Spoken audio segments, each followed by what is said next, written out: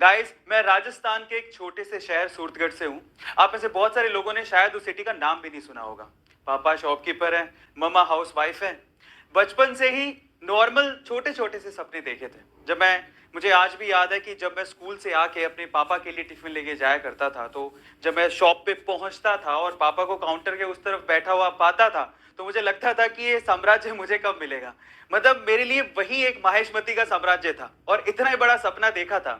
छोटी सिटी थी, इससे ज्यादा सपने कभी दिमाग में आते ही नहीं थे, क्योंकि सपने बड़े तब देखे जाते हैं जब माहौल ऐसा हो। तो सवाल ये उठता है कि इतने सिंपल सादे छोटे से सपने देखने वाला आज यहां तक कैसे पहुंच गया।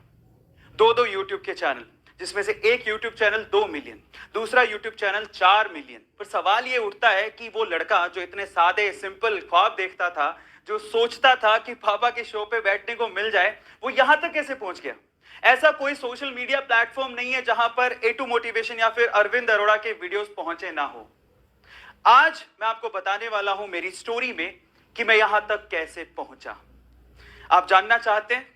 उसके पीछे का रीजन है लोग। उसके पीछे का रीजन है जब लोग आप पे शक करते हैं, आपकी कैपेबिलिटी पे शक करते हैं और बोलते हैं कि तेरी औकात इतनी है। जब बात औकात पे आती है ना, तो इंसान कुछ भी कर जाता है। तो चलो शुरू करते हैं मेरी स्टोरी को।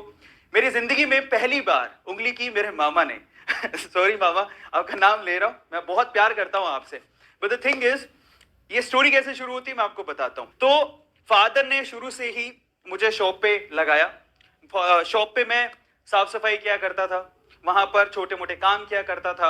अब बेसिकली हुआ कुछ यूं कि मैं 2 या 3 साल से लगातार शॉप पे जा रहा था। तो एक बार मैं मेरी मम्मा के साथ ननिहाल गए, और जब ननिहाल में बैठे हुए थे तो ऐसी बात चलते चलते नानी ने पूछ लिया कि भाई तू क्या करेगा। तो उस टाइम पे मामा ने कहा कि ये तो दुकान ही बैठेगा और कहां जाएगा। तो मैंने कहा आपको कैसे पता। तो बोलता है कि तेरे पापा को हम जानते हैं, तू कल भी दुकान पे था, आज भी दुकान पे और कल भी दुकान पे बैठेगा। हालांकि मुझे भी दुकान पे बैठना था, लेकिन वो तो भगवान बन गए यार, मेरा फ्यूचर लिख रहे हैं, मेरा फ्यूचर लिख रहे हैं। अब यहीं से मुझे एहसास हुआ कि ये है मेरी लाइफ की पहली उंगली। मुझे माहिष्मती साम्राज्य चाहिए था, पर अब नहीं चाहिए। अब मैंने सोच लिया था कि मैं वापस आऊंगा, पढ़ाई करूंगा, दुकान गई तेल लेने। अब मुझे मेहनत करनी है और मेरे मामा को गलत प्रूफ करना है। पहली उंगली वाली स्टोरी खत्म होती है, मैं बाहर जाने को तैयार था, मेरे मामा को मैं गलत प्रूफ करने को तैयार था। अब होती है दूसरी उंगली, वो मेरे पापा ने की। I am sorry dad, I respect you a lot, but the thing is, अब दूसरी उंगली की कहानी सुनिए। एक्चुअली हुआ कुछ यूं कि मेरा सिलेक्शन हो गया, मुझे बाहर जाना था और मेरे मामा को गलत प्रूफ करना था। लेकिन फादर, अब इनको भी तो मनाना था, फीस कौन भरता। वहां से फादर ने बोला ठीक है, पर बहुत रूडली उन्होंने हाँ भर दी। पर उन्होंने बोला कि मेरे पास पैसे नहीं है तेरे फीस देने के, बहुत ज्यादा फीस है, मेरे पास पैसे नहीं है। और एक्चुअली उनकी सिचुएशन भी ठीक थी, उनको लोन वोन लेना पसंद नहीं था और दो दो बहनें थी, उनकी शादियां करनी थी। तो इन दैट केस यार, वो इतनी फीस मेरे लिए, वो भी उनको लगता था कि इंजीनियरिंग का कोई फ्यूचर ही नहीं है, वो कैसे भरते। सो मैंने कहा ठीक है, उसको भी मैं कुछ जुगाड़ करता हूँ। मेरे भैया हैं, उनके सजेशन के बाद मैंने एक एजुकेशन लोन लिया, और एजुकेशन लोन लेने के बाद चेक मुझे मिला मेरी पहली फीस का। और जिस रात को मुझे जाना था, उस बस की टिकट भी थी मेरे हाथ में। तो अब ये जो इंसिडेंट है बेसिकली मेरे फादर की उंगली करने का है। तब हुआ कुछ यूं कि हम लोग बस स्टैंड पर खड़े हैं और मेरे फादर, लगा भाई आने वाली है बस, थोड़ा और समझा लेता हूँ शायद रुक जाए। सो इन दैट केस पापा ने मुझे बहुत प्यार से बोला, जब 5 ही मिनट रह गए थे बस आने में, और मैं अपना लगेज वगेज लेके खड़ा हुआ था। पापा साथ नहीं जा रहे थे, मैं अकेले ही जा रहा था, और पहली बार जा रहा था इतने बड़े शहर जयपुर में, बहुत छोटी सिटी से निकल के। सो फादर बोलते हैं कि बेटा मेरी बात सुन। बहुत प्यार से बोला, मतलब वहां भी साम और दाम छोड़े नहीं उन्होंने। बोले कि देख बेटा, अभी तो अगर तू घर चलता है तो ये टिकट के 125 रुपए का नुकसान होगा, और अगर तू नहीं गया तो तेरी फीस ये जो दिख रही है ना, जो चेक लेके घूम रहा है, उसका भी नुकसान होगा, क्योंकि इंजीनियरिंग कोई वैल्यू नहीं है और तू कुछ कर नहीं पाएगा, इसलिए चल घर, अभी भी सोच ले। मैंने कहा ये तो मेरी लाइफ की दूसरी उंगली है। अब तो उन्हें भी गलत प्रूव करना है। मैंने पापा को साफ साफ बोला, जिंदगी का मेरा डिसीजन है, गिरूंगा तो मैं आप पे ब्लेम नहीं करूंगा, ये मैं आपको वादा करता हूं। अब यहाँ से क्योंकि मुझे मेरे फादर को गलत प्रूफ करना था कि भाई वो जो बोल रहे हैं कि इंजीनियर कुछ नहीं कर सकता, इंजीनियरिंग से कुछ उखड़ता नहीं है, कुछ नहीं होता।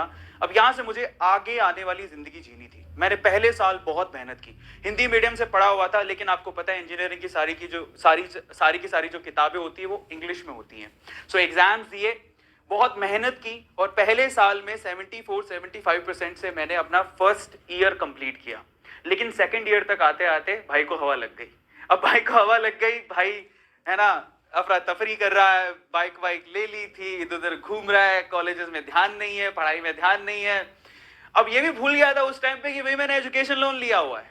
ये भी भूल गया था मुझे मेरे मामा को जवाब देना है, मेरे पापा को जवाब देना है, जो कि ये तो सोच के बैठे हुए हैं कि इंजीनियरिंग के बाद भी हमारे सिर पे आगे बैठेगा।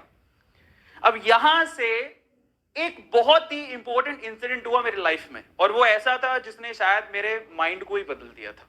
और वो ये था कि एक्चुअली सेकंड ईयर में मेरी बैक लगते लगते बची थी।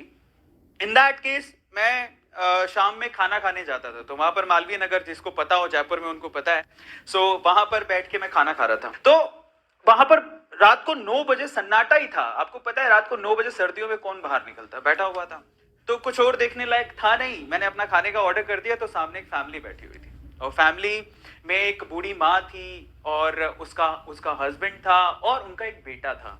और वो बेटा एक्चुअली ऑलमोस्ट 40 साल का था। अगर मैं आपसे सवाल पूछूं कि अगर ये दंपत्ति और ये फैमिली बैठी हुई है, और इनमें से अगर किसी को होटल में जो बिल आने वाला है वो पे करना है, तो किसको पे करना होगा? आप में से ज्यादातर लोग पक्का ये बोलेंगे कि वो उस बेटे को पे करना चाहिए। 40 साल का बेटा कमाता होगा, अपने माँ बाप के लिए इतना तो कर ही सकता है। मैंने भी यही सोचा, रिलैक्स होके बैठा हुआ था। लेकिन उसके बाद जो हुआ, उसके बाद मेरे ना दिमाग में घंटियां बजने लग गई। हुआ कुछ यूं कि फादर खाना खा रहे थे, वो बेटा भी पानी पिए जा रहा था। अब मुझे पता नहीं सिचुएशन क्या थी, पर वो बूढ़ी मां खड़ी हुई काउंटर पे गई, अपने ब्लाउज से पैसे निकाले और पे किए। मैं नहीं जानता उनकी सिचुएशन क्या थी, लेकिन वहां से घंटी जो दिमाग में बजी वो ये कि अरविंद अरोड़ा, अगर तेरी यही हालत रही तो एक दिन तू भी किसी अच्छे होटल में अपने माँ बाप को खाना नहीं खिला पाएगा। निकल बाहर और कुछ कर। वहां से सेमेस्टर में मेरी बैक लगी थी। मेरी कॉलेज में जो इमेज थी वो पूरी तरह से खराब हो चुकी थी, क्योंकि बिल्कुल लफंडर हो चुका था मैं। क्लास में मेरे साथ कोई बैठता नहीं था। अब लोग यहां से डिलेमा में आ जाते हैं, और मे भी हो सकता है कि इतना ज्यादा प्रेशराइज हो जाते हैं कि मेरे साथ तो कोई बैठता ही नहीं है, इतना ज्यादा सीरियस हो जाते हैं कि वो इंजीनियरिंग छोड़ने की बात भी सोच लेते हैं। मैंने भी सोची थी, मुझे लगा था कि यार मुझे इंजीनियरिंग छोड़ देनी चाहिए, लेकिन फिर दिमाग में आता था कि मैं बहुत कुछ बोल के आया हूं घर से, यार मैं नहीं जा सकता वापस। मैंने इसी सिचुएशन को, जहां पर मैं बिल्कुल गिरा हुआ था, इसको मैंने एडवांटेज के तौर पे लिया। सो वहां से मैंने अपना बिल्कुल ध्यान जो भटक गया था पूरा कंसंट्रेट किया स्टडीज के ऊपर, और बिल्कुल फोकस कर लिया स्टडीज के ऊपर। फाइनली मेरी इंजीनियरिंग में जो सेकंड लास्ट सेमेस्टर था वो सिल्वर मेडल से मैंने खत्म किया, और फाइनली जो लास्ट सेमेस्टर था और लास्ट इंजीनियरिंग पूरी कंप्लीट की मैंने ऑनर्स के साथ। मेरे हाथ में एक जॉब का लेटर भी था, मेरी जॉब लग चुकी थी, लेकिन प्रॉब्लम ये थी कि उसकी जो ज्वाइनिंग आने वाली थी वो आने वाली थी, हमारा सेमेस्टर खत्म हो गया था मई में, ज्वाइनिंग आने वाली थी फरवरी में। सो मेरे पास बहुत लंबा समय था, मैं क्या करता, था ही नहीं कुछ करने को। तो मैंने वहां से जॉब करनी शुरू की, कॉलेज में जॉब पकड़ी, और मेरी पहली जॉब एक्चुअली, ये बात है सितंबर की, फरवरी में मेरे को जॉब का लेटर आने वाला था, लेकिन सितंबर में मुझे जरूरत पड़ रही थी पैसों की, और मैं चाहता था कि यार मैं घर से कम पैसे ना मांगू। तो मैंने अपनी पहली जॉब शुरू की 11,000 रुपए में, इनफैक्ट वो 10,400 रुपए ही थे। वहां से मैंने पहली जॉब शुरू की, दूसरे कॉलेज से ऑफर आया, वहां से 20,000 का ऑफर आया। फिर मेरे को एक इंस्टीट्यूट का ऑफर आया कि तुम हमारे साथ जुड़ो। मैंने वहां पर ज्वाइन किया। वहां पर भी क्योंकि मेरे पास एक चीज थी वो बहुत खास थी, वो था पढ़ाने का तरीका, बोलने का तरीका, कम्युनिकेशन। वो बहुत इंपॉर्टेंट चीज थी मेरे पास। मैं ये नहीं कहता हूं कि मुझे किसी सब्जेक्ट की नॉलेज है। पता है एक चीज जो हर एक बंदे को सीखनी चाहिए हाउ टू सेल में, देखो ऐसा कोई दुनिया में इंसान नहीं है जो सब कुछ जानता हो, लेकिन जो इंसान ये जानता है कि किसी प्रश्न का जवाब, किसी प्रश्न का आंसर, किसी क्वेश्चन का आंसर कैसे ढूंढना है, तो वो बंदा लाइफ में कभी पीछे नहीं रह सकता। ये आप लोगों को ध्यान रखना है।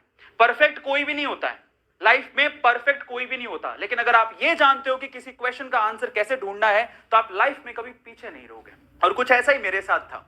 सो फाइनली वहां से मेरी जर्नी, एक दूसरे इंस्टीट्यूट से मुझे कॉल आता है और वो कहते हैं कि चलो हम आपको एक फ्रेंचाइजी देते हैं। तब बहुत गेट का एक नामी इंस्टीट्यूट था कि आपको फ्रेंचाइजी लेके जयपुर से सीकर जाना है। मैं जयपुर से सीकर आ गया। शुरू में आप बिलीव नहीं करेंगे कि मैं पोस्टर खुद कॉलेज में जा जाके रात में चिपकाया करता था, सुबह जॉब करता था और शाम को क्लासेस लेता था, बाहर से फैकल्टीज आती थी। ऐसे करके वो इंस्टीट्यूट 2 साल के अंदर लगभग 250 बच्चों के साथ बराबर खड़ा हो गया।